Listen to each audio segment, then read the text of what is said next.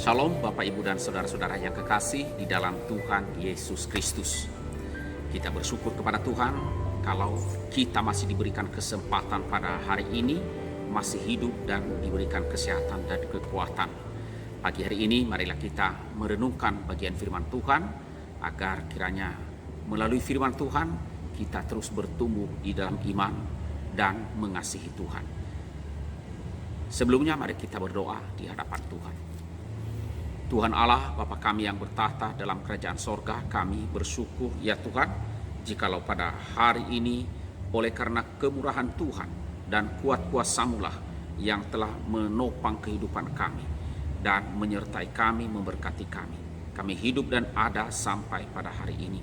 Terima kasih Tuhan, ya Tuhan kami akan merenungkan firman-Mu, tolonglah kami oleh Roh-Mu yang kudus, agar kami mampu untuk menerima firman-Mu, dan mampu mengerti, memahaminya.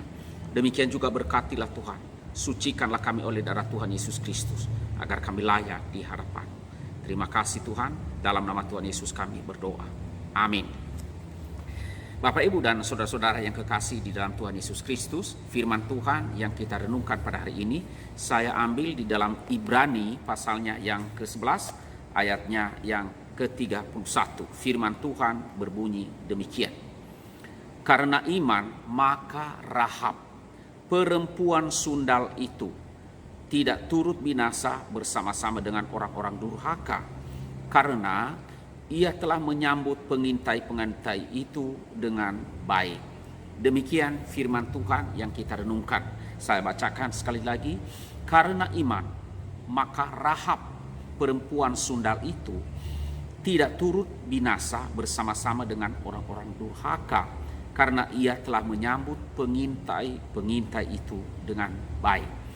Nah, saudara-saudaraku yang kekasih di dalam Tuhan Yesus Kristus, Rahab adalah salah satu tokoh utama di dalam kitab Yosua.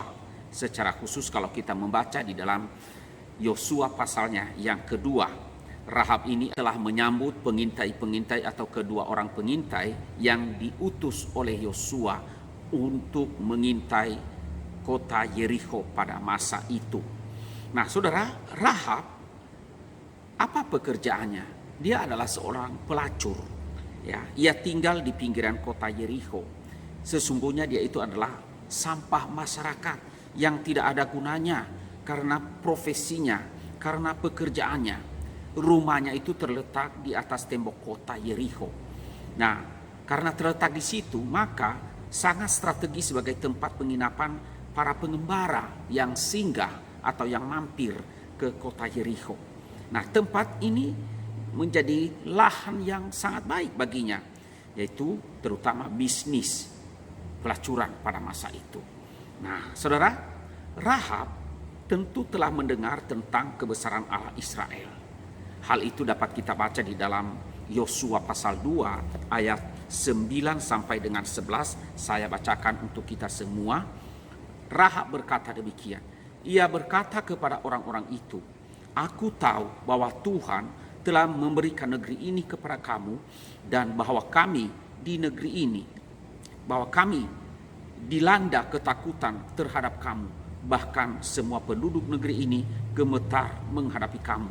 Sebab kami mendengar bahwa Tuhan telah mengeringkan laut Teberau di depan kamu ketika kamu keluar dari Mesir, dan juga apa yang kamu lakukan terhadap Sihon dan Og, kedua raja orang Amori itu di seberang sungai Yordan itu, yang telah kamu tumpas. Karena kami mendengar itu, ciutlah hati kami dan patahlah semangat setiap orang menghadapi kamu, sebab Tuhan Allahmu ialah Allah di atas langit, Allah di langit di atas dan di bumi di bawah." Nah, saudara-saudaraku yang kekasih di dalam Tuhan Yesus Kristus, Rahab telah mendengar tentang kehebatan Allah Israel, kebesaran Allah Israel, sehingga ia berani bertindak dengan iman. Ya, dengan cara apa?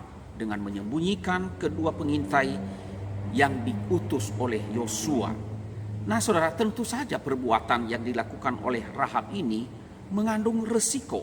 Ya, risikonya besar jika ketahuan oleh raja atau para petugas atau para pemimpin kerajaan yang berkuasa pada masa itu. Tetapi Rahab dengan sadar membuat satu keputusan iman yang besar.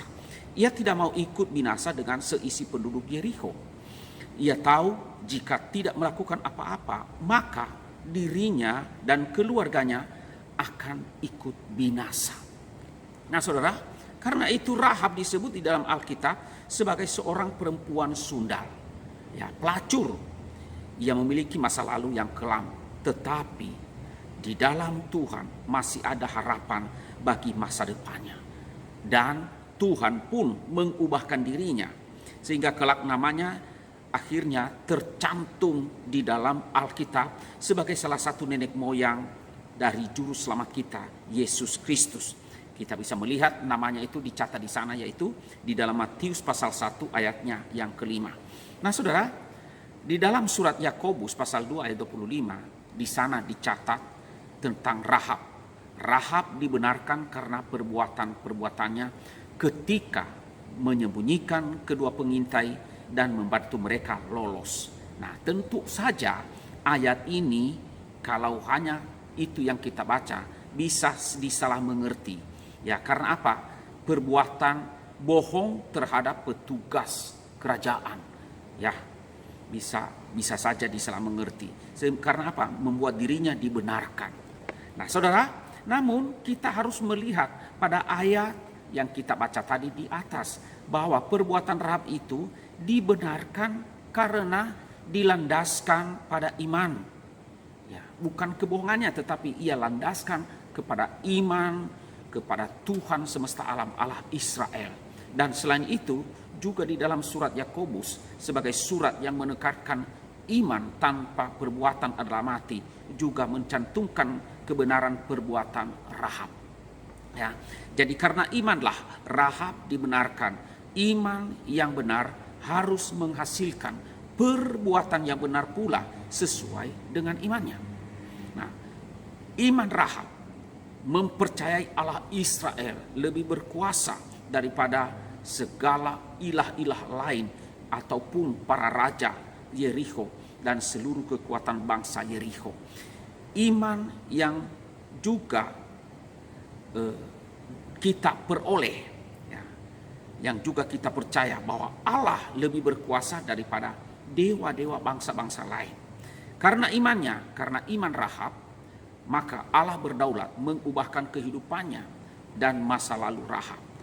Demikian juga dengan kita, orang-orang yang percaya kepada Allah Israel, Allah di dalam Yesus Kristus, Allah yang sama juga berkuasa mengubah hidup kita.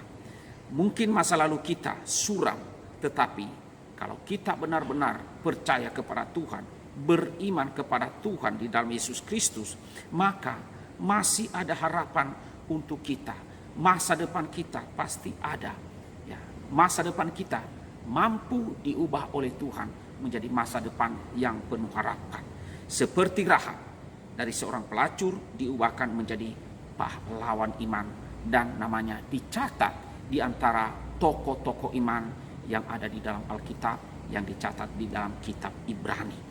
Nah, saudara-saudaraku yang kekasih di dalam Tuhan Yesus Kristus, masa lalu, ya, masa yang kelam bukan halangan untuk diubahkan menjadi masa depan yang cerah selama kita benar-benar dan sungguh-sungguh beriman kepada Yesus Kristus Tuhan kita. Amin. Kiranya renungan firman Tuhan ini menjadi berkat bagi kita semuanya. Mari kita berdoa. Bapa kami yang bertahta di dalam kerajaan sorga, kami bersyukur kepadamu ya Tuhan Allah kami. Jikalau pada hari ini kembali kami boleh belajar firman Tuhan, belajar dari Rahab, perempuan pelacur itu yang menaruh imannya kepada Tuhan Allah Israel, dan dengan tindakannya ia telah berbuat sesuatu yang mungkin menurut ukuran manusia adalah bertentangan, mungkin dianggap dia pengkhianat, tetapi ketika ia lakukan itu dengan iman di dalam Tuhan Allah Israel, maka ia dibenarkan karena imannya dan perbuatannya. Ya Tuhan, sehingga dengan demikian Engkau pun mengubahkan masa depannya. masa lalunya boleh kelam karena perbuatan-perbuatannya, tetapi di dalam Tuhan Engkau telah mengangkat dia menjadi orang yang tercatat sebagai tokoh dan pahlawan iman yang ada di Alkitab. Terima kasih Bapa. Biarlah kiranya Tuhan juga yang menolong kami agar kami benar-benar memiliki iman yang disertai perbuatan-perbuatan yang nyata di dalam Tuhan untuk mengiring dan menyertai Tuhan, berjalan bersama dengan Tuhan. Tolonglah kami Bapa di sorga. Di dalam nama Tuhan Yesus kami berdoa dan bersyukur. Amin.